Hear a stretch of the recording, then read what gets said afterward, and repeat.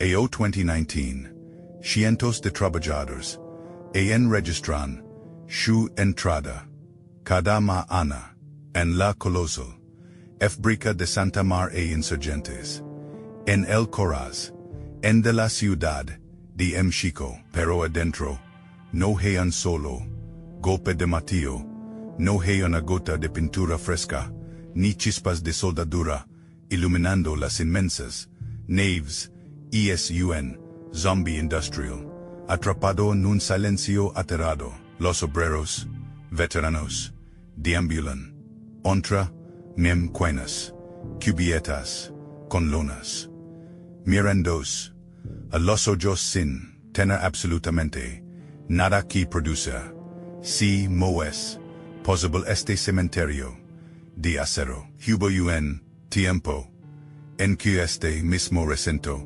dictaba el pulso de las calles, del pases, acusé, forjaron las inmortales, bicicletas, bífalo, imcuenas, tan indestructibles, que si, giraban de generación en generación. Su excelencia mecánica era tan impecable que la propia Yamaha les confía el ensamblaje de sus motocicletas. Sus líneas de producción rugían sin descanso las 22 horas del día, empleando a miles en 3 turnos ininterrumpidos. Hoy, todo ese estruendo ha desaparecido. Las naves industriales están podridas. Donde alguna vez retumbó el orgullo manufacturero de todo un país, ahora solo reina el polvo y la desolación. Como un símbolo nacional, que sobrevivió a las peores tormentas de hiperinflación en la historia de México, terminó siendo estrangulado hasta la muerte en tiempos de paz, sin que el mundo lo notara. No fue una invasión repentina, no fue la falta de clientes. Esta es la historia de Bicicletas de México. Bimex. Una lección brutal y silenciosa sobre el verdadero precio que se paga cuando se decide cambiar el alma artesanal de una nación por la fría rentabilidad de una hoja de cálculo. Año 1951. La Ciudad de México despertaba cada mañana envuelta en una neblina de ambición y humo de diésel. Era el amanecer de una era que los economistas bautizarían después como el milagro mexicano. El país, en pleno esfuerzo por modernizarse tras las secuelas de la Segunda Guerra Mundial, buscaba desesperadamente dejar de ser una economía puramente agraria para convertirse en una potencia industrial. Sin embargo, en las bulliciosas calles empedradas y los densos barrios de clase trabajadora, el progreso no se medía en cifras macroeconómicas, sino en la capacidad de moverse. Y en aquel entonces, para la inmensa mayoría, moverse significaba una sola cosa, una bicicleta. Fue en este crisol de necesidad y oportunidad, en el emergente sector industrial de Santa María Insurgentes, donde se encendió una chispa histórica. No fue una explosión corporativa financiada por grandes capitales extranjeros, sino el nacimiento de un taller modesto. Un espacio impregnado con el olor crudo a acero recién cortado, grasa pesada y el sudor de hombres decididos. Este lugar fue bautizado originalmente como BMS, la semilla incipiente que muy pronto germinaría en lo que todo el país conocería como Bicicletas de México, o Bimex. En aquella época, el modelo de negocio de la movilidad en el país era simple y profundamente conformista. Los empresarios adinerados importaban bicicletas completamente ensambladas desde Europa o Estados Unidos y las vendían a precios prohibitivos. El pueblo mexicano era visto por las grandes marcas internacionales únicamente como un consumidor final. Un mercado cautivo, supuestamente incapaz de dominar la precisión mecánica requerida para fabricar un vehículo de 2 ruedas. Pero los fundadores de BMS se negaron rotundamente a aceptar esta premisa. Su visión era tan audaz como peligrosa para la época. Querían dejar de ser simples comerciantes para convertirse en creadores. Querían forjar una industria nacional independiente. La estrategia inicial fue un híbrido cauteloso pero revolucionario.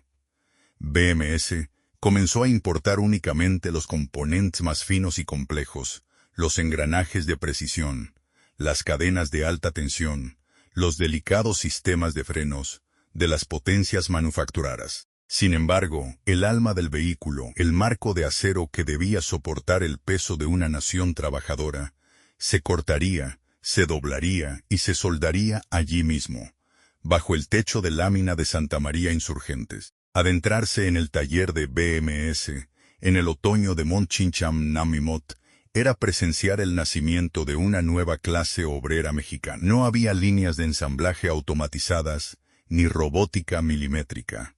Había hombres con gruesos delantales de cuero, empuñando sopletes cuyas chispas cegadoras iluminaban el recinto oscuro como un fuego de artificio perpetuo.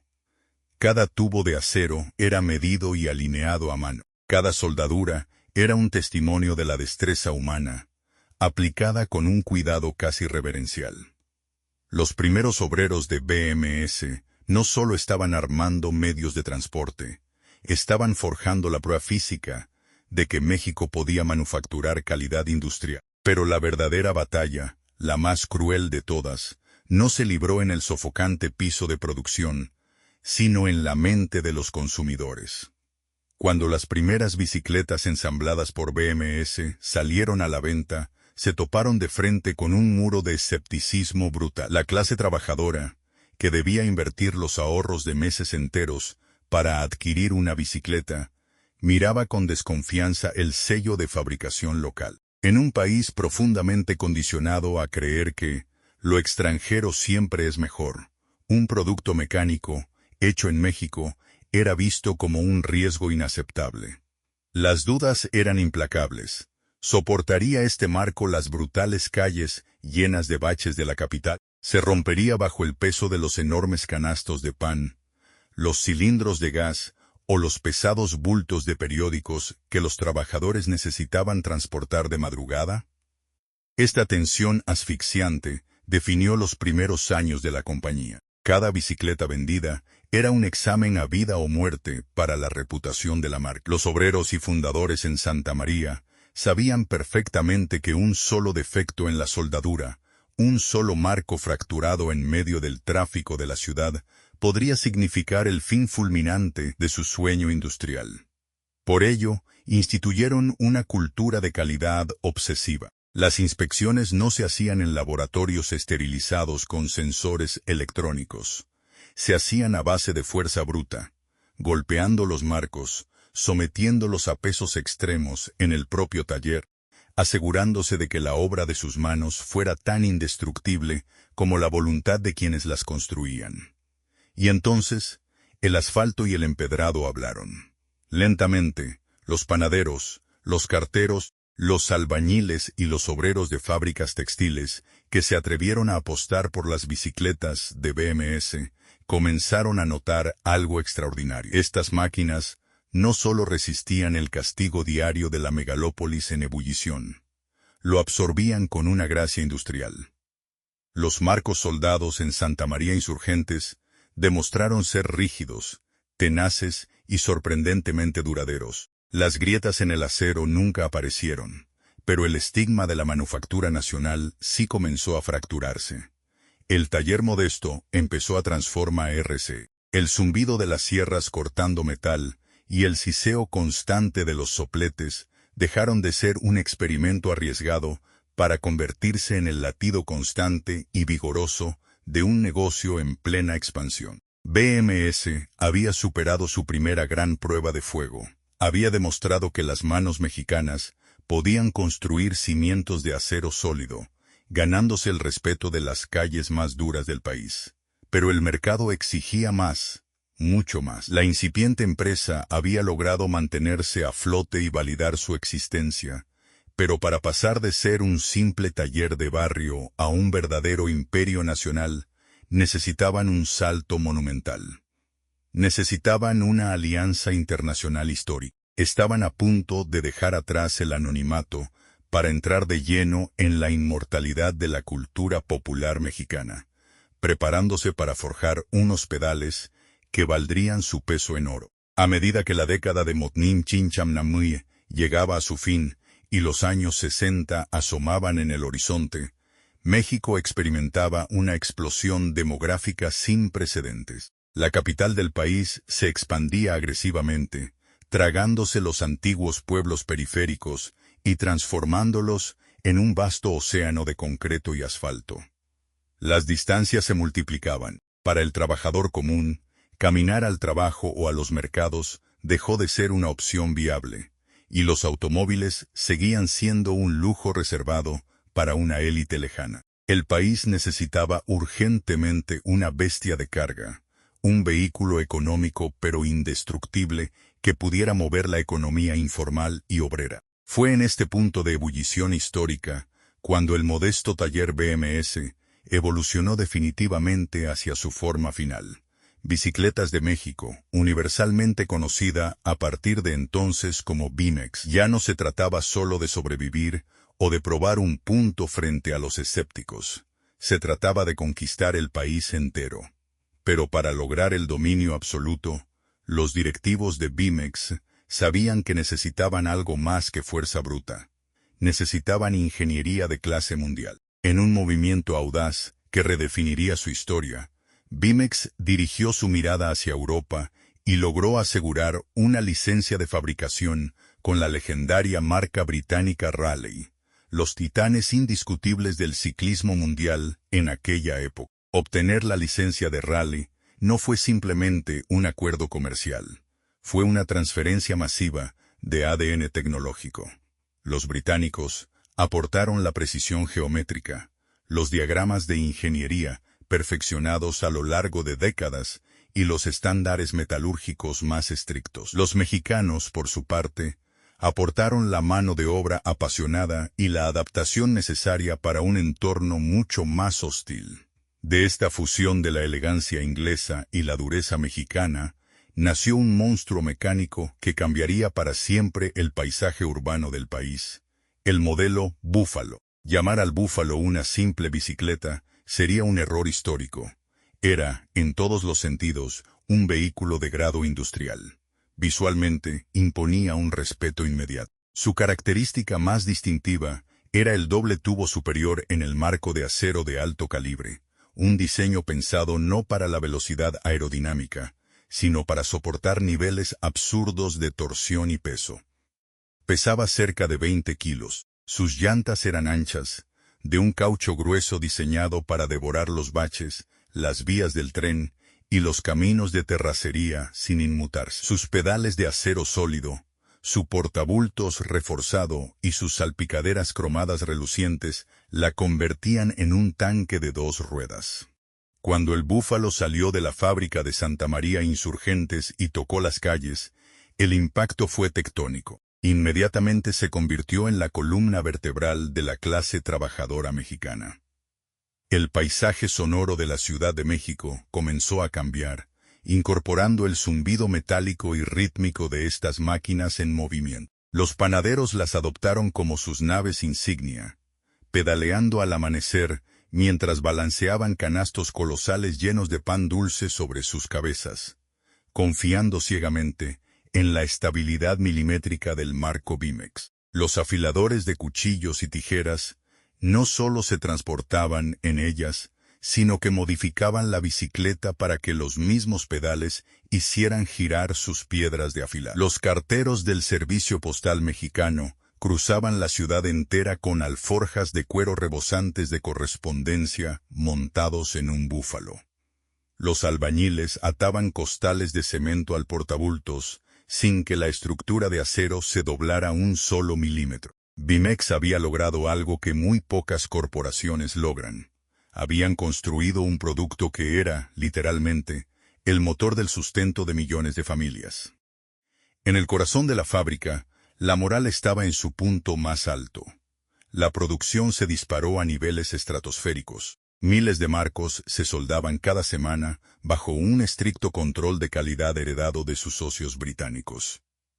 Bimex dejó de ser vista como una alternativa local para convertirse en el estándar de oro. Pero con esta consagración cultural llegó un nuevo tipo de presión, una tensión psicológica profunda que comenzaría a moldear el futuro de la empresa. Bimex ya no estaba vendiendo simplemente bicicletas, estaba vendiendo herencias.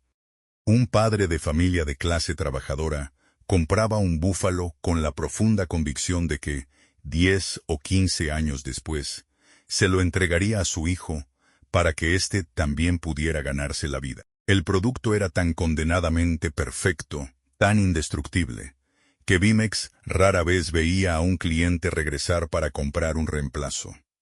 La durabilidad era su mayor orgullo, pero desde una perspectiva puramente capitalista, un producto que nunca se rompe es un límite para el crecimiento continuo. Bimex se había convertido en una institución cultural, arraigada en el ADN de cada familia mexicana. Sin embargo, los dueños de la fábrica sabían que para mantener encendidos los hornos y seguir expandiendo el imperio, no podían quedarse quietos. Habían conquistado el mercado de la fuerza humana, habían dominado el acero.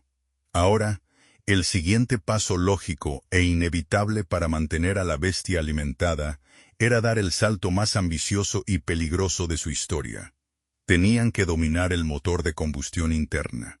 Y para ello, una delegación desde Japón estaba a punto de llamar a sus puertas. La década de Modnin Chinchambay trajo consigo una transformación radical en el panorama urbano de México. La economía nacional crecía a un ritmo asombroso, y con ella, la geografía de la capital se desbordó. Las distancias dentro de la ciudad se volvieron inabarcables para la simple fuerza del pedal. La naciente clase media y los trabajadores más prósperos del sector industrial ya no querían únicamente llegar a sus destinos. Querían llegar más rápido, ir más lejos y transportar más peso. El sudor de la frente debía ser reemplazado por la magia de la combustión interna. Para los visionarios directivos de Bimex, el mensaje que dictaban las calles era fuerte y claro. El acero soldado ya no era suficiente, necesitaban motores. Sin embargo, diseñar un motor de motocicleta desde cero, con la fiabilidad que exigía el mercado, requería décadas de investigación, desarrollo y millones en capital, un lujo de tiempo que la explosión demográfica no permitía. La solución era buscar una alianza estratégica, pero no con cualquier fabricante. Bimex, respaldada por la reputación absolutamente indestructible de su modelo Búfalo y los estrictos controles de calidad heredados de la británica Raleigh, tenía la confianza y la audacia suficientes para apuntar directamente a la cúspide de la ingeniería mundial. Japón. Cuando los altos ejecutivos y emisarios de Yamaha aterrizaron en la Ciudad de México con la misión de encontrar un socio local que les permitiera penetrar el restrictivo mercado latinoamericano, fueron guiados hasta el complejo industrial de Santa María Insurgentes. Los ingenieros japoneses, mundialmente famosos por su implacable nivel de exigencia y su casi religiosa devoción a la precisión micrométrica, recorrieron las naves de Bimex esperando encontrar quizás un taller rústico en un país en vías de desarrollo. En su lugar, hallaron una maquinaria humana perfectamente engrasada. Observaron a obreros mexicanos soldando marcos de alto calibre con una destreza milimétrica, operando bajo estándares internacionales de seguridad y eficiencia. Vieron líneas de pintura impecables y sistemas de ensamblaje que funcionaban como un reloj. El veredicto de los nipones fue rápido y unánime. Bimex no solo era una opción apta, era el socio ideal. Así se selló uno de los acuerdos comerciales más emblemáticos y lucrativos de la industria nacional. A Bimex se le concedió el inmenso honor y la monumental responsabilidad de ensamblar la legendaria motocicleta Yamaha Ai-Ace, una máquina ágil, resistente y perfectamente diseñada para la accidentada topografía mexicana. La transformación dentro de la fábrica fue colosal, casi violenta en su rapidez. De la noche a la mañana, las antiguas naves industriales tuvieron que reconfigurarse. El penetrante olor del acero recién cortado se mezcló con el aroma químico e intenso de la gasolina y el aceite de dos tiempos. La planta de Santa María Insurgentes dejó de dormir. Se implementaron 3 turnos de trabajo ininterrumpidos. Las luces de los inmensos almacenes brillaban 24 horas al día, 7 días a la semana, proyectando largas e imponentes sombras sobre los muros del barrio obrero. Miles de trabajadores se movían en una coreografía febril y perfectamente orquestada, ensamblando cientos de partes que llegaban en enormes contenedores desde el otro lado del Océano Pacífico. El rugido de los motores japoneses siendo acelerados en los bancos de prueba, al final de la línea de ensamblaje, ahogó para siempre el antiguo y silencioso zumbido de las cadenas de bicicleta. Era el sonido inconfundible del progreso a gran escala. Era el rugido de una empresa que había alcanzado la cúspide absoluta de su capacidad técnica. Bimex ya no era simplemente un fabricante de bicicletas. Se había metamorfoseado en un titán de la movilidad motorizada, con la producción operando a niveles que rozaban la ciencia ficción para la industria local. Bimex desató una estrategia comercial que dejó de ser competitiva para convertirse en un ejercicio de dominación total. Ya no les bastaba con ser los reyes indiscutibles de los pequeños talleres de barrio o de las tiendas especializadas en ciclismo. Su nuevo objetivo era la omnipresencia absoluta en la vida cotidiana de cada mexicano. Armados con un catálogo invencible que iba desde delicados triciclos infantiles y las inmortales bicicletas Búfalo para carga pesada, hasta las veloces y codiciadas motocicletas Yamaha, la compañía inició una invasión sistemática de todos los canales de distribución posibles en el territorio nacional. Bimex se infiltró estratégicamente en las nacientes y gigantescas cadenas de supermercados que comenzaban a cambiar los hábitos de consumo del país, como Gigante, Aurrerá y Comercial Mexicana. Aseguraron espacios privilegiados, amplios e iluminados en tiendas departamentales de alto prestigio. Pero su movimiento maestro de expansión financiera fue penetrar en las inmensas redes de mueblerías que operaban a base de crédito popular. De pronto, un trabajador promedio podía entrar a una tienda a comprar un comedor a plazos semanales y salir de allí manejando una reluciente bicicleta Bimex o una moto Yamaha, atando la deuda de su transporte a la cuenta de su propio hogar. Se convirtieron, en el sentido más estricto de la palabra, en un leviatán corporativo. Estaban en todos los aparadores, en todas las revistas, en todos los catálogos y, como resultado inevitable, en todas las casas de México. Durante esta época dorada, el flujo de efectivo era un río caudaloso e imparable. Los camiones de carga pesada salían de Santa María Insurgentes, formados en caravanas interminables desde la madrugada, distribuyendo miles de unidades diariamente a cada rincón, desde las fronteras del norte hasta las selvas del sur. Para el ojo inexperto, el imperio Bimex parecía una fortaleza inexpugnable. Una máquina perpetua de imprimir dinero, impulsada por la fuerza de trabajo nacional y el hambre de un mercado infinito. Sin embargo, en las frías sombras de las salas de juntas, muy lejos del ruido de las máquinas y detrás de las cifras récord de ventas, se estaba gestando una dependencia silenciosa y letal. Para mantener a esta gigantesca bestia alimentada, Bimex había tenido que atar su destino a cadenas de suministro globales extremadamente complejas. La compañía importaba el acero especializado, las aleaciones ligeras, las transmisiones de precisión europeas y, por supuesto, los valiosos motores japoneses. Cada pieza clave que garantizaba la excelencia indiscutible de sus productos cruzaba océanos antes de llegar a las manos de los obreros mexicanos. El monumental éxito de Bimex descansaba, sin que muchos lo supieran, sobre un pilar invisible y altamente inflamable: la estabilidad de la moneda nacional. La compañía compraba sus insumos críticos en yenes y dólares fuertes, pero vendía sus productos terminados y cobraba sus créditos en pesos mexicanos. Mientras el tipo de cambio se mantuviera artificialmente estable por el gobierno, el modelo de negocio era una obra maestra de rentabilidad. Pero esta estructura mastodóntica significaba una cruda realidad.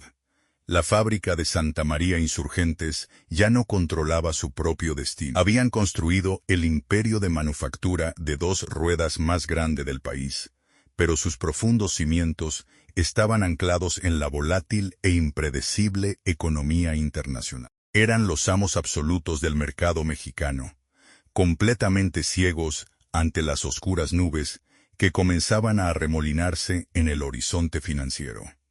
Bimex había pisado el acelerador a fondo, comprometiendo todo su peso y capital en un sistema que requería que la economía fuera perfecta para siempre. Pero en América Latina, la perfección económica es solo un espejismo temporal. Y la tormenta financiera más devastadora en la historia moderna de México estaba a punto de tocar tierra, amenazando con ahogar al gigante en su propio peso. El amanecer de la década de Mornin-Chinchamtamui no llegó con la fanfarria y el optimismo que habían definido los gloriosos años 70. En su lugar, trajo consigo un viento gélido que congelaría las esperanzas de toda una nación. Durante años, el gobierno mexicano había mantenido una ilusión de prosperidad inquebrantable, financiada por un mar de petróleo y una gigantesca montaña de deuda externa. Pero en Mornin-Chinchamtamui, esa ilusión de cristal se hizo añicos con una violencia macroeconómica sin precedentes. Los precios internacionales del crudo se desplomaron, las tasas de interés globales se dispararon y, casi de la noche a la mañana, el país se declaró incapaz de pagar su deuda externa. Fue el brutal inicio de lo que los historiadores económicos bautizarían lúgubremente como la década perdida. Y para un gigante industrial como Bimex, este colapso no era solo un titular alarmante en los periódicos financieros. Era una sentencia de muerte ejecutándose a cámara lenta. Para entender la magnitud de la tragedia que estaba a punto de devorar a la fábrica de Santa María Insurgentes, es fundamental comprender la anatomía de su éxito. Bimex había construido su monstruoso imperio operando bajo una premisa de estabilidad perfecta. Como un gigante con apetito insaciable, su modelo dependía de la importación masiva de componentes críticos, aceros especializados, aleaciones europeas, sistemas de frenos de alta tecnología y, de manera crucial, los motores japoneses de Yamaha. Todas estas piezas, el corazón y el alma de su inigualable calidad, se compraban en los mercados internacionales y se pagaban rigurosamente en dólares estadounidenses o en yenes. Mientras el tipo de cambio se mantuvo controlado por el Estado, la maquinaria financiera de Bimex funcionó con la precisión de un reloj suizo. Pero cuando el gobierno devaluó la moneda y soltó las riendas del peso mexicano, el reloj estalló en 1000 pedazos. La moneda nacional comenzó una caída libre aterradora. La inflación, que antes era una molestia menor, se transformó en un leviatán desbocado que llegó a rozar cifras de 3 dígitos anuales. Los precios de los insumos importados cambiaban no cada mes ni cada semana, sino a veces 2 veces en el mismo día. De repente, la inmensa ventaja competitiva de Bimex, ofrecer calidad global ensamblada localmente, se convirtió en su trampa más mortal. Cada mañana, los ejecutivos en las oficinas administrativas miraban con auténtico terror las pizarras de cotización cambiaria. Las piezas que necesitaban para ensamblar un modelo Búfalo o una motocicleta costaban, en pesos, el doble o el triple que la semana anterior. Sin embargo, en el otro extremo de la ecuación, el consumidor final de Bimex seguía siendo el ciudadano promedio. El panadero, el cartero, el obrero de la construcción. Hombres y mujeres cuyos salarios estaban siendo pulverizados en tiempo real por la misma hiperinflación. Bimex no podía simplemente triplicar el precio de venta de sus bicicletas en los estantes. Si lo hacían, absolutamente nadie podría comprarlas. Atrapados en esta tenaza asfixiante, el margen de ganancia se evaporó y fue reemplazado por una hemorragia financiera continua. Cada vez que una bicicleta flamante rodaba fuera de la línea de ensamblaje, la empresa estaba, literalmente, perdiendo dinero. Estaban subsidiando el transporte de la nación, con su propio capital corporativo. Pero la verdadera puñalada directo al corazón de la empresa provino de su propia obra maestra comercial, el sistema de crédito. Durante los años de bonanza, vender a plazos a través de inmensas redes de mueblerías había catapultado sus ventas a la estratosfera. Ahora, en medio de un huracán inflacionario, ese mismo sistema era una guillotina financiera. Imaginen el escenario. Bimex entregaba un vehículo que le había costado miles de dólares en componentes extranjeros, y aceptaba que el cliente le pagara en pequeñas cuotas de pesos a lo largo de un año. Para cuando cobraban la última cuota 12 meses después, ese dinero de papel no valía casi nada. La inflación había devorado el valor de las ventas antes siquiera de que el efectivo llegara a las bóvedas de la empresa. El ambiente dentro de la legendaria fábrica en Santa María Insurgentes sufrió una metamorfosis sombría. La euforia y el frenesí de los 3 turnos ininterrumpidos comenzaron a desvanecerse.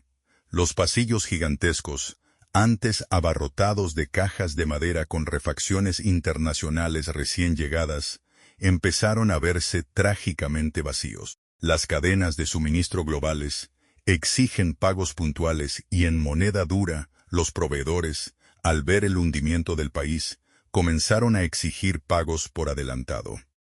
Al no tener liquidez, Bimex tuvo que frenar drásticamente sus compras.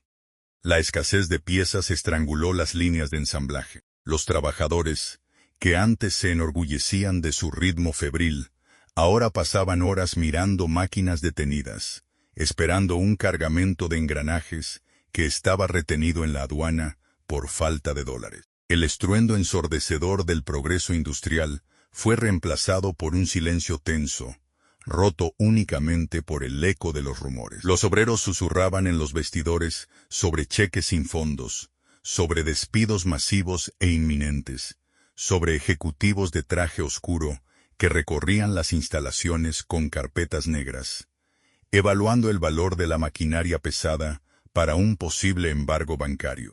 El Leviatán de 2 ruedas, la empresa que había motorizado a todo un país y se había ganado la confianza ciega de millones, estaba completamente de rodillas, no por un defecto en sus soldaduras, no por una falla mecánica, sino porque el ecosistema que le daba oxígeno se había vuelto tóxico. Los bancos cerraron las llaves del financiamiento y Bimex se encontró asomada al borde del abismo de la quiebra absoluta.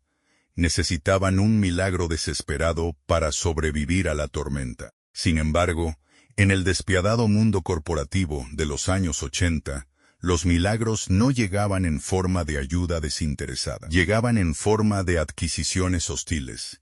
Y el salvavidas que estaba a punto de aparecer en el horizonte no llevaría un rostro amable, sino la mano de hierro del conglomerado financiero más calculador que México había visto jamás. Para el año Mornin Chinchamtamesau, el panorama corporativo de México parecía un inmenso campo de batalla sembrado de cadáveres financieros.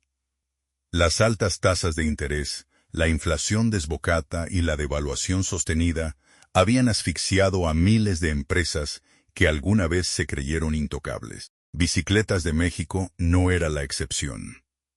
La gigantesca planta de Santa María Insurgentes, que apenas una década atrás había sido un hervidero de actividad febril, expansión y orgullo nacional, ahora se ahogaba en deudas, líneas de crédito bancario completamente congeladas y almacenes repletos de unidades que costaba más fabricar que vender. Bimex estaba, en términos clínicos, en terapia intensiva corporativa, a escasos latidos del colapso definitivo. Fue en este momento crítico, asomados al borde mismo del abismo, cuando una sombra gigantesca se proyectó sobre la compañía. No era el gobierno ofreciendo un rescate bondadoso por ser un emblema nacional, sino uno de los conglomerados empresariales más astutos, fríos y calculadores que el país estaba viendo nacer. Grupo Carso, el imperio en ascenso del multimillonario Carlos Slim. La estrategia de Grupo Carso, durante los peores años de la crisis económica mexicana, fue tan brillante financieramente como despiadada en su ejecución. identificar joyas industriales históricas que estuvieran profundamente endeudadas, adquirirlas por una fracción minúscula de su valor real y someterlas a un proceso de reestructuración radical, sin importar el costo humano, para devolverlas a la rentabilidad. Bimex, con su red de distribución masiva, su infraestructura pesada y, sobre todo, su inmenso reconocimiento de marca en la psique del mexicano, era un objetivo absolutamente perfecto. El acuerdo de adquisición se firmó en frías e impolutas salas de juntas corporativas, muy lejos del ruido estridente de las prensas y del penetrante olor a grasa y acero caliente.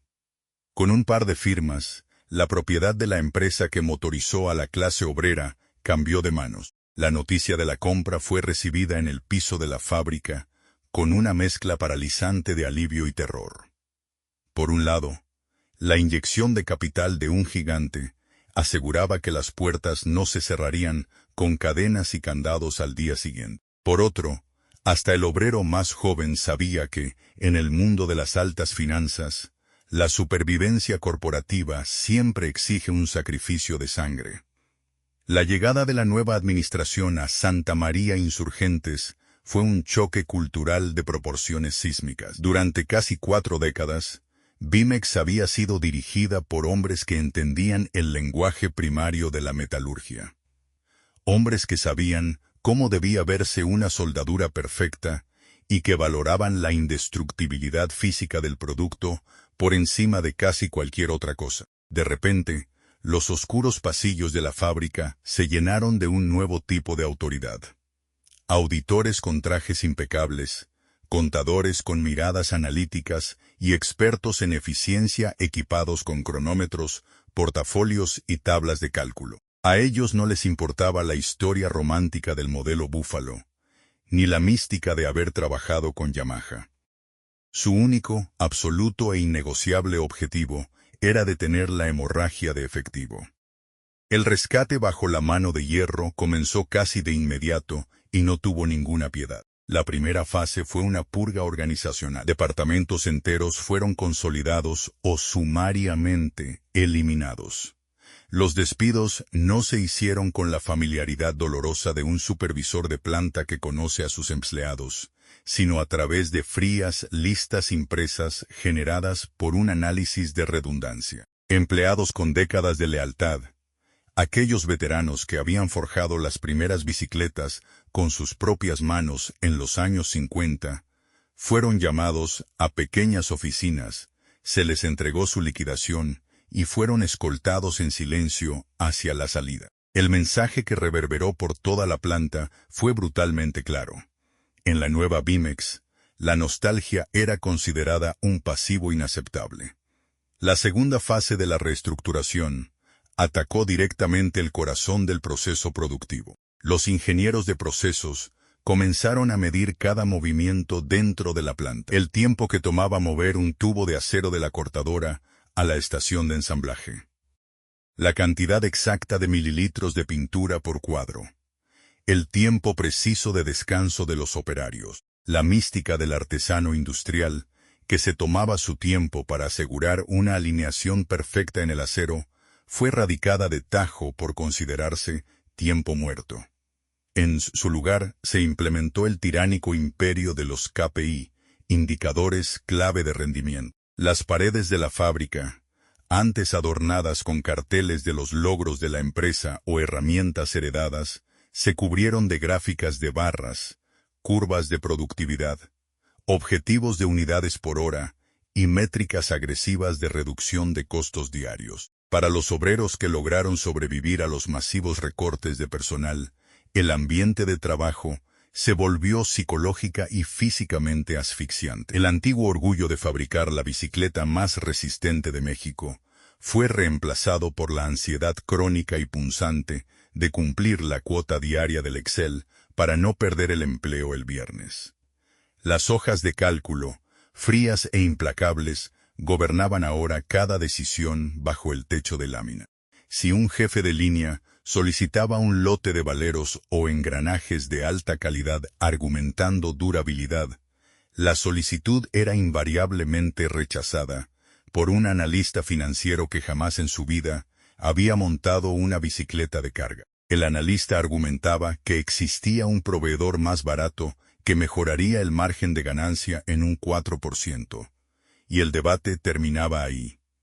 Y aquí yace la más grande y amarga paradoja de esta intervención histórica. A nivel puramente matemático y contable, la estrategia impuesta por Grupo Carso fue un éxito rotundo, casi milagroso. En un tiempo récord, lograron estabilizar las finanzas en ruinas, renegociar las deudas aplastantes con los bancos y devolver a la moribunda Bimex a una sólida zona de números negros.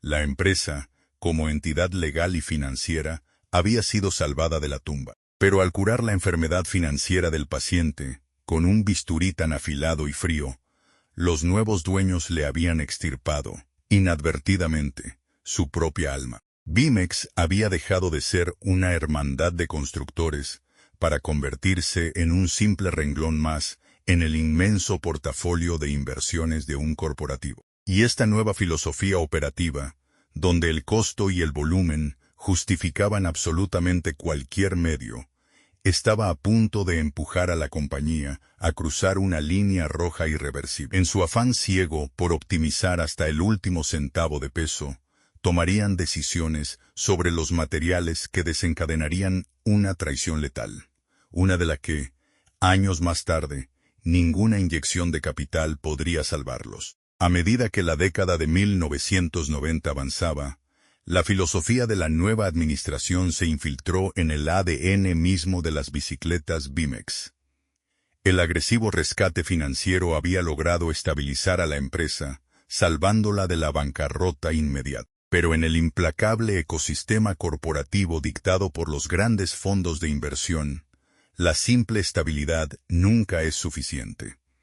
Los accionistas exigen un crecimiento de utilidades perpetuo. Habiendo agotado las opciones obvias de recortar personal y comprimir los tiempos de ensamblaje en la fábrica, los ejecutivos financieros dirigieron su mirada fría y calculadora hacia el único lugar que quedaba para exprimir más ganancias: la materia prima de las bicicletas. El legendario modelo Búfalo había sido diseñado originalmente bajo una premisa fundamental de exceso de ingeniería. Sus tubos de acero eran deliberadamente más gruesos de lo que dictaban los estándares internacionales promedio. Sus salpicaderas eran de un metal pesado bañado en un cromo que desafiaba las lluvias y el óxido, y sus pedales eran auténticos bloques de acero sólido. Para los viejos fundadores y los artesanos del metal, esto era una garantía innegociable de honor. Pero para los nuevos analistas de costos, armados con sus implacables hojas de cálculo, este exceso de durabilidad representaba una pérdida inaceptable de margen de ganancia. La orden que descendió desde las relucientes oficinas corporativas hasta el oscuro y ruidoso piso de la fábrica, en Santa María Insurgentes, fue un decreto de letal eficiencia. Optimización radical de materiales. En la práctica, esto significó una invasión silenciosa. El plástico, ese material barato, ligero y producido en masa, comenzó a desplazar gradualmente al noble metal que había forjado la identidad de la nación. Primero, cayeron los componentes externos, las pesadas y brillantes salpicaderas de acero cromado, que los obreros solían pulir con evidente orgullo antes del empaque, fueron sustituidas por delgadas láminas de plástico negro inyectado, que costaban apenas una fracción de centavo. Luego, los inmortales pedales de acero corrugado, diseñados para resistir el peso de botas de trabajo durante décadas, fueron reemplazados por bloques de resina plástica que, sobre el papel de las presentaciones gerenciales, prometían reducir el peso total del vehículo. Pero la transgresión más grave, el verdadero pecado capital de la ingeniería mecánica, ocurrió en el núcleo estructural del producto. Los analistas decidieron que el calibre del acero, utilizado en los marcos principales, podía reducirse un par de milímetros sin afectar la apariencia estética de la bicicleta en los catálogos. En las salas de juntas, esta decisión fue recibida con aplausos. representaba un ahorro millonario anual en costos de importación y logística.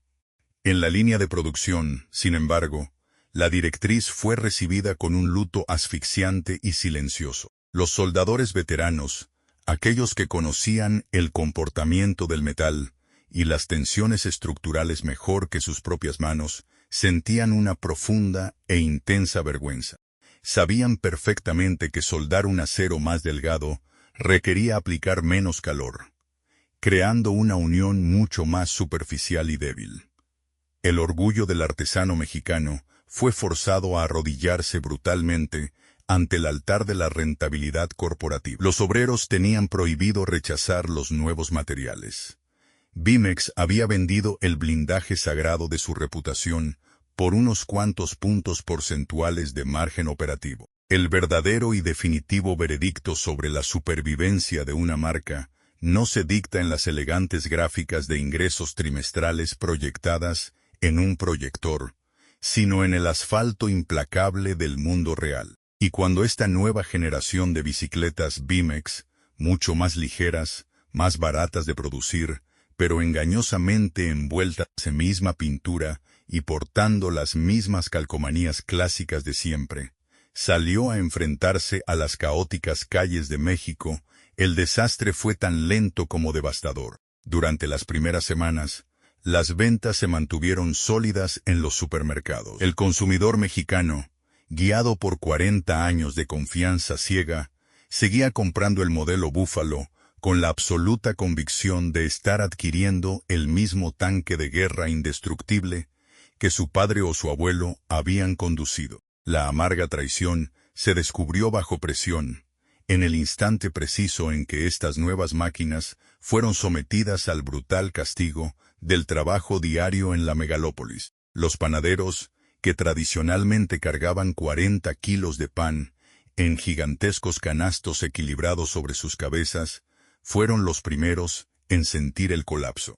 Al caer en el primer bache profundo de la capital, el marco de acero adelgazado, incapaz de soportar y distribuir la tremenda energía cinética, simplemente se fracturaba por la mitad, arrojando al trabajador y su sustento al pavimento de forma violenta. Los albañiles, acostumbrados a transportar pesados costales de cemento amarrados en el portabultos trasero, vieron con incredulidad cómo la estructura metálica se doblaba como si fuera de alambre. Los pedales de plástico, que los ejecutivos promocionaban como una innovación aerodinámica, se partían en 1000 pedazos bajo la fuerza de la rutina, dejando el afilado eje de metal expuesto y lastimando gravemente los tobillos de los ciclistas. Las salpicaderas se resquebrajaban con el más mínimo roce en los estacionamientos, dándole a la bicicleta un aspecto andrajoso, barato y miserable en cuestión de meses. En los diminutos talleres de reparación de barrio, los mecánicos locales, que durante décadas apenas habían tenido que ajustar los frenos o cambiar las llantas desgastadas de las legendarias Bimex, comenzaron a recibir una avalancha sin precedentes de cuadros partidos, tijeras colapsadas y componentes de transmisión pulverizados. Las fracturas en el metal revelaban soldaduras porosas y material de peligrosamente baja calidad. Era evidente para cualquier experto de la calle que el producto había sido deliberadamente saboteado desde su diseño. La reacción en cadena fue absolutamente letal. El boca a boca, que alguna vez fue el motor principal de la expansión del imperio Bimex, se convirtió en su veneno más rápido e incurable. En los mercados públicos, en las obras de construcción y en los callejones oscuros, el consenso de la clase trabajadora fue unánime, definitivo y cruel. Bimex ya no servía. La promesa sagrada de durabilidad incondicional había sido rota para siempre. La compañía ya no vendía herencias inmortales. Vendía chatarra desechable disfrazada de gloria pasada. La profunda lealtad de la marca, construida gota a gota de sudor obrero a lo largo de medio siglo, se evaporó en un par de temporadas. Los clientes, sintiéndose estafados y abandonados por la empresa que alguna vez consideraron un orgullo propio, comenzaron a buscar alternativas. Y justo en ese momento de máxima debilidad y pérdida de identidad, cuando Bimex había arrojado por la borda su único escudo protector, la calidad inquebrantable de sus productos, un evento macroeconómico estaba a punto de sellar su destino final. Las puertas de las fronteras internacionales se abrieron de par en par con el libre comercio, y la globalización desató un tsunami sobre el cual Bimex ya no tenía la fuerza estructural para resistir. A finales de la década de 1990 y principios del nuevo milenio, el mundo experimentó un cambio tectónico. Las fronteras comerciales, que alguna vez protegieron celosamente a las industrias nacionales, comenzaron a desmoronarse bajo el peso aplastante de la globalización y los tratados de libre comercio. Para México, esto significó abrir de par en par las puertas de su economía a los mercados internacionales. Y a través de esas puertas abiertas no entró una brisa fresca de competencia justa, sino un auténtico y devastador tsunami manufacturero proveniente del lejano oriente. China había despertado. Su estrategia de conquista comercial no se basaba en la construcción de marcas legendarias ni en la promesa de herencias familiares a lo largo de décadas, sino en la aniquilación absoluta, a través del volumen monstruoso y el precio. Las flotas de inmensos buques de carga comenzaron a atracar en los puertos mexicanos, descargando millones de bicicletas, ensambladas con una eficiencia y a un costo que desafiaba toda lógica económica tradicional. En las elegantes salas de juntas corporativas de Bimex, la negación inicial fue el primer síntoma de la derrota. Los ejecutivos, acostumbrados a dominar el mercado nacional con mano dura, miraron las primeras oleadas de bicicletas asiáticas con un desdén profundamente arrogante. Las llamaron juguetes desechables. Confiaban ciegamente en que el gigantesco canal de distribución que habían construido en las cadenas de supermercados, como Bodega Aurrerá, Comercial Mexicana y la todopoderosa Walmart, los protegería de la invasión. Creían que su red de contactos y su peso histórico les garantizaban el monopolio eterno del piso de ventas. Pero en el implacable mundo del retail moderno, la lealtad es un concepto vacío que se mide exclusivamente en márgenes de ganancia por metro cuadrado. Cuando los gerentes de compras de los grandes corporativos comerciales compararon los números frente a sus pantallas, el veredicto fue rápido, quirúrgico y sin piedad. Una bicicleta genérica importada de China costaba apenas una tercera parte de lo que costaba producir el modelo más barato de Bimex en la fábrica de Santa María Insurgentes. Para los supermercados, vender el producto asiático significaba inflar sus márgenes de beneficio a niveles obscenos, ofreciendo al mismo tiempo un precio de venta al público ridículamente atractivo. De la noche a la mañana, el paisaje comercial del país cambió de forma radical. Los amplios e iluminados pasillos, que durante casi medio siglo habían estado dominados por los clásicos modelos de Bimex, fueron desmantelados sin miramientos. En su lugar, se levantaron verdaderos muros de cajas de cartón conteniendo bicicletas chinas de colores fosforescentes y diseños agresivos. Bimex fue empujada a los rincones más oscuros e indeseables de las tiendas y, eventualmente, expulsada por completo de los inventarios principales. Los distribuidores, a quienes Bimex había enriquecido durante tantas décadas, les dieron la espalda sin un solo atisbo de remordimiento. Si este feroz ataque exterior hubiera ocurrido una década antes, en los años de gloria del verdadero modelo Búfalo, tal vez Bimex habría tenido una oportunidad de luchar. Podrían haber apelado al orgullo nacional y a la calidad inquebrantable de sus productos de acero pesado. Podrían haber argumentado que la bicicleta china se rompería en un mes, mientras que la suya duraría toda la vida. Pero esa carta maestra ya no existía. Las decisiones tomadas en las frías salas de juntas años atrás los habían desarmado por completo.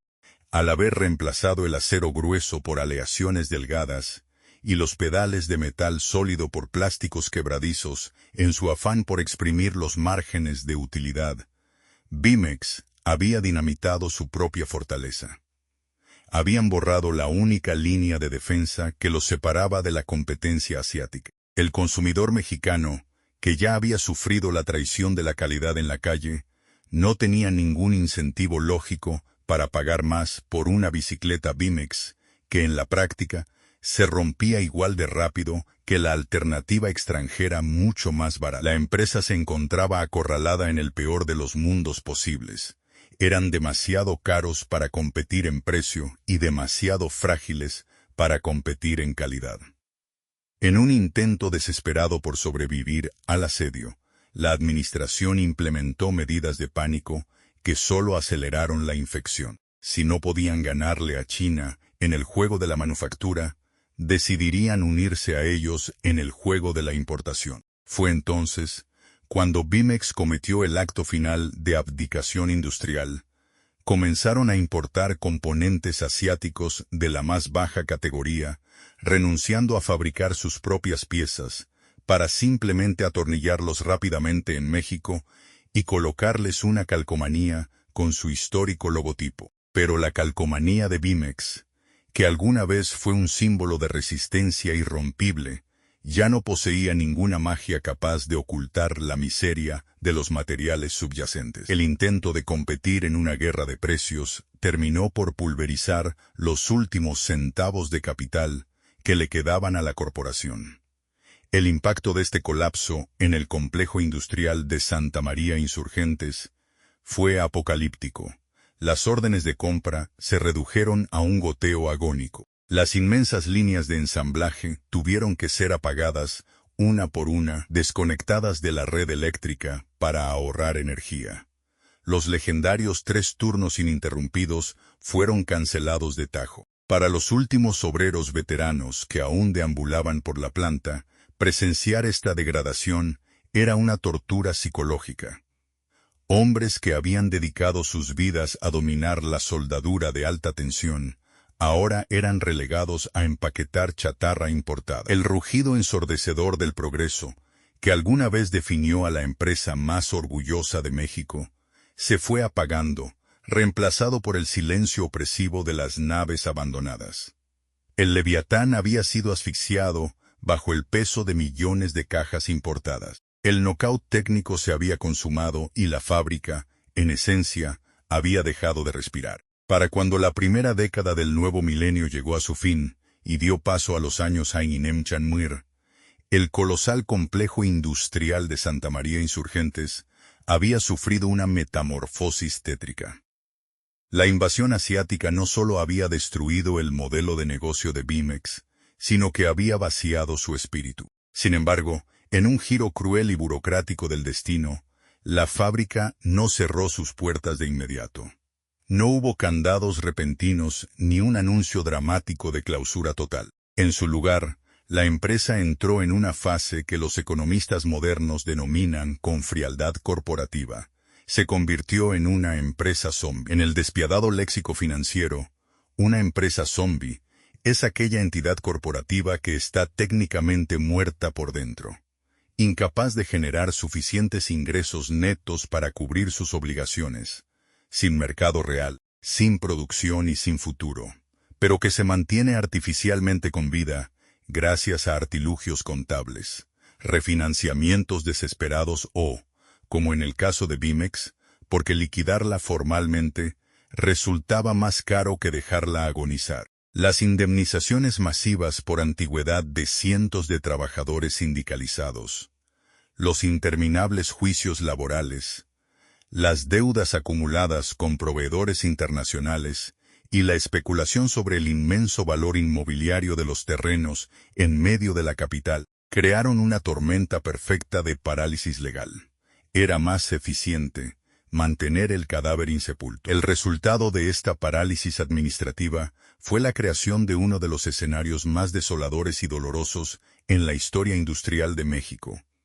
Regresamos a la imagen que abrió este documental, el año 2019. Las inmensas naves industriales, que alguna vez albergaron a miles de trabajadores operando en 3 turnos ininterrumpidos bajo un ruido ensordecedor, ahora eran inmensas cavernas silenciosas. Las colosales prensas hidráulicas, que solían dar forma a los indestructibles marcos de las bicicletas Búfalo, estaban cubiertas por gruesas lonas grises, acumulando capas de polvo de varios centímetros. Las bandas de ensamblaje, por donde alguna vez circularon relucientes motocicletas Yamaha listas para dominar las calles, estaban oxidadas, inmóviles y frías. El aire ya no olía a acero recién soldado, ni a pintura fresca. El ambiente estaba impregnado con el aroma rancio del aceite viejo, la humedad acumulada y el abandono. Pero el elemento más desgarrador de esta etapa final no era el deterioro del metal o el silencio de las máquinas, sino la presencia fantasmal de los seres humanos. Como parte de la estrategia legal para no declarar la quiebra y evitar los pagos totales de liquidación, la empresa mantuvo en nómina a un pequeño y selecto grupo de obreros veteranos. Eran hombres que habían dedicado 30 o 40 años de su vida a Bimex. Hombres cuyas manos aún conservaban las cicatrices de las chispas de soldadura de los años de gloria. El ritual matutino de estos trabajadores era una auténtica tortura psicológica. Cada mañana, con una puntualidad forjada a lo largo de décadas, llegaban a Santa María Insurgente, cruzaban los enormes portones metálicos, se ponían sus uniformes de trabajo descoloridos y registraban su entrada en el viejo reloj checador. Pero una vez dentro, se enfrentaban al vacío absoluto. No había órdenes de trabajo, no había hojas de especificaciones, no había acero que cortar, ni plástico que ensamblar. La jornada laboral de un artesano sin obra es un castigo cruel. Los hombres deambulaban por los inmensos pasillos de concreto, como espectros atrapados en un limbo industrial. Pasaban sus turnos de 8 horas, limpiando herramientas que nunca iban a usar, barriendo suelos que nadie más iba a pisar, o simplemente sentados en cajas de madera vacías, mirándose a los ojos bajo la débil luz de unas cuantas lámparas fluorescentes que aún funcionaban. Trataban de mantenerse ocupados afilando cuchillas oxidadas o contando inventarios de tuercas inservibles, en un intento desesperado por darle algún tipo de significado a su jornada. Las inmensas naves industriales tienen una acústica muy particular, y para estos veteranos, el silencio de la fábrica era un lienzo en blanco sobre el cual sus memorias proyectaban los ecos del pasado. Podían cerrar los ojos y casi escuchar el estruendo rítmico de la época dorada, el grito de los supervisores y el rugido de los motores japoneses en el banco de pruebas. Al abrirlos, solo encontraban el sonido del viento colándose por las ventanas rotas y el aleteo de las palomas que habían comenzado a anidar en las vigas del techo.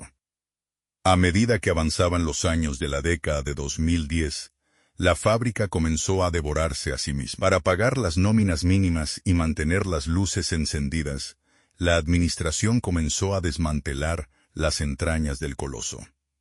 Maquinaria pesada, herramientas de precisión europeas y toneladas de acero de desecho fueron vendidas en secreto como chatarra. La gran fortaleza industrial estaba siendo vaciada pieza por pieza, órgano por órgano. El orgullo manufacturero de toda una nación había sido reducido a un simple problema inmobiliario y legal. Aquellos obreros que quincena a quincena cobraban su cheque sabían, con una certeza dolorosa, que no eran trabajadores, eran los guardianes de un sepulcro gigante. La máquina zombie se había quedado sin sangre que bombear y sin piezas que vender. El latido había desaparecido casi por completo. Solo faltaba que finalmente algún burócrata en una oficina de gobierno decidiera desconectar la máquina de soporte vital y firmar el acta de defunción. Ese momento, el final oficial y definitivo de la historia, estaba a la vuelta de la esquina. El año Aininkouchan Aimaimot quedará marcado en los libros de historia universal como una época de crisis global, aislamiento y silencios prolongados. Pero en los oscuros y fríos archivos del registro mercantil de la Ciudad de México, ese año representó un final mucho más específico y doloroso. Después de 70 años de existencia, de haber sobrevivido a devaluaciones catastróficas, terremotos devastadores y crisis sexenales cíclicas, la entidad legal conocida como Bicicletas de México firmó su acta de defunción definitiva. No hubo una ceremonia oficial de clausura, no hubo discursos emotivos de despedida, ni un corte de listón negro, ni un último silbatazo en la histórica fábrica de Santa María Insurgentes. El imperio colosal, que alguna vez dio trabajo a miles de familias y motorizó a la clase trabajadora de todo el país, simplemente dejó de existir en un par de carpetas burocráticas, disuelto discretamente entre firmas de abogados corporativos, síndicos y liquidadores financieros. El contraste entre el nacimiento y la muerte de Bimex es de una ironía brutal y profundamente triste. La compañía nació en un taller ardiente, impulsada por el sudor, el ruido ensordecedor de los martillos y la ambición desmedida de hombres de clase obrera que creían ciegamente en la capacidad de México para forjar su propia industria pesada. Y murió en el frío y esterilizado silencio de una sala legal,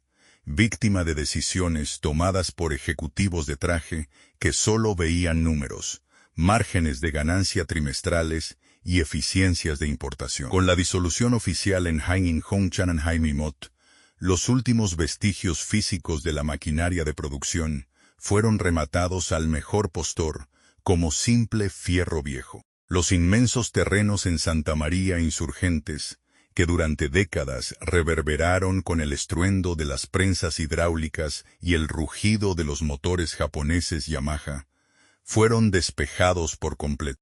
El espacio fue preparado para ser devorado por la implacable gentrificación urbana y el desarrollo de asépticos almacenes logísticos modernos. El polvo de cemento fue barrido de las virutas de acero por última vez. La gran catedral de la manufactura nacional cerró sus pesadas puertas para siempre. La caída definitiva de Bimex no representó únicamente la quiebra de una corporación privada que tomó malas decisiones, marcó el cierre doloroso de toda una era industrial. Fue el último y agónico suspiro de la independencia manufacturera de México en el sector de la movilidad ligera. Con su desaparición oficial, el país aceptó de forma tácita y resignada su nuevo rol en la economía globalizada, el de una nación de consumidores que ensambla partes extranjeras o importa productos terminados, pero que ha olvidado por completo cómo forjar las propias desde su cimiento. La promesa brillante de construir un vehículo hecho en México con una calidad tan superior que desafiara a los estándares europeos y resistiera el paso de los siglos, se extinguió junto con el logotipo de la marca. Aquella noble ambición de los años 50 fue sepultada bajo montañas de millones de cajas de cartón, conteniendo bicicletas de acero barato y plástico frágil, provenientes del otro lado del Océano Pacífico. Sin embargo, el verdadero legado de un fabricante industrial nunca reside en sus actas constitutivas archivadas en oficinas de gobierno, ni en sus balances financieros históricos.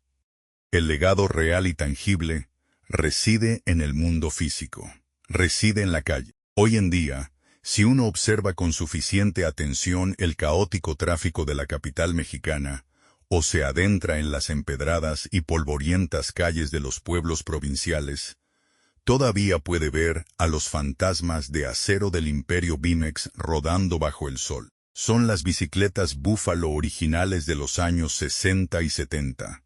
Están irreconocibles a primera vista, oxidadas por las lluvias de 4 décadas, despintadas, con los asientos de cuero desgarrados y remendados con cinta adhesiva por años de castigo implacable. Pero debajo de esa pátina de abandono y tiempo, sus gruesos marcos de alto calibre y sus soldaduras hechas a mano siguen estructuralmente intactos, desafiando a la física, al peso y al olvido. En estas máquinas inmortales, viajan los ancianos afiladores de cuchillos, haciendo girar sus pesadas piedras de afilar con los mismos pedales de acero sólido que salieron de la fábrica hace 50 años. Viajan panaderos de tercera generación que heredaron la bicicleta de sus abuelos, cargando cestas monumentales y esquivando el tráfico pesado sin que la tijera delantera ceda un solo milímetro bajo la presión. Viajan obreros y albañiles que se abren paso en la bruma de la madrugada, confiando su seguridad a un vehículo forjado por trabajadores mexicanos que probablemente ya no están en este mundo. Es aquí, en el asfalto ardiente y en las banquetas rotas, donde se revela la ironía más amarga, poética y hermosa de toda esta historia. Los ejecutivos financieros de los años 80 y 90 destruyeron lentamente a la empresa desde adentro, traicionando su esencia e intentando abaratar los materiales para inflar sus ganancias a corto plazo. Pero la obra maestra original, el búfalo pesado, terco e invencible, sobrevivió a la corporación avara que lo creó. Cada vez que una de estas viejas y oxidadas bicicletas cruza una avenida, es un recordatorio silencioso de lo que este país alguna vez fue capaz de lograr. Un testamento rodante de una calidad legendaria, que fue deliberadamente sacrificada en el altar de la hoja de cálculo. El inmenso imperio Bimex fue estrangulado por la codicia, la miopía de las salas de juntas y la implacable ola de la globalización. Las luces en la histórica planta de Santa María Insurgentes están apagadas. La marca legal es historia muerta. Pero el último giro de los pedales sigue ocurriendo allá afuera, en el mundo real, donde el metal genuino se niega a morir. La historia de Bicicletas de México es mucho más que la crónica de una fábrica que simplemente cerró sus puertas al ser superada por la competencia. Es una radiografía perfecta, y a la vez despiadada, del ecosistema corporativo moderno. Nos enseña una lección histórica fundamental que muchas corporaciones globales de hoy siguen ignorando a su propio riesgo.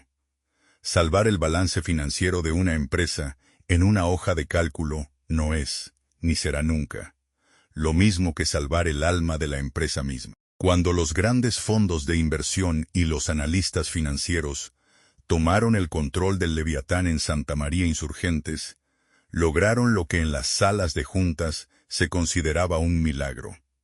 Reestructuraron la deuda, recortaron los gastos operativos y devolvieron la rentabilidad a los números negros. En papel, fueron los salvadores indiscutibles de la corporación, pero en la brutal realidad del asfalto, se convirtieron en sus verdaderos verdugos.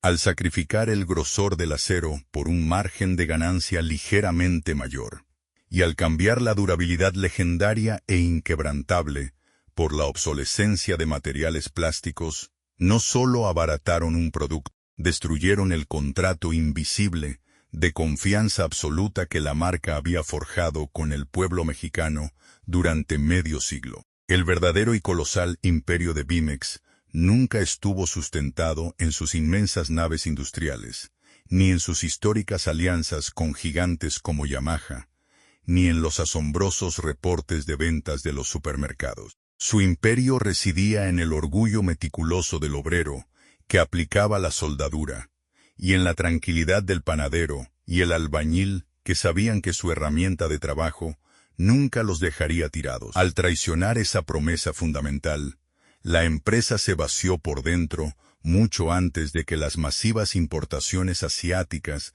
llegaran para asestar el golpe de gracia definitivo. Hoy, los enormes pasillos donde alguna vez retumbó el motor del orgullo industrial de toda una nación están sumidos en el silencio.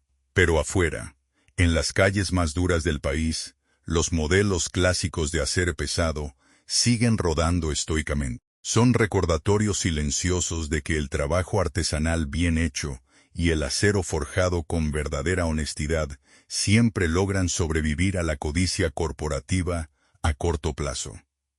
¿Qué opinas sobre el destino de Bimex? ¿Crees que la globalización y la obsesión moderna por la reducción extrema de costos están destruyendo la verdadera calidad en otras industrias de la actualidad? Déjame tu perspectiva en los comentarios.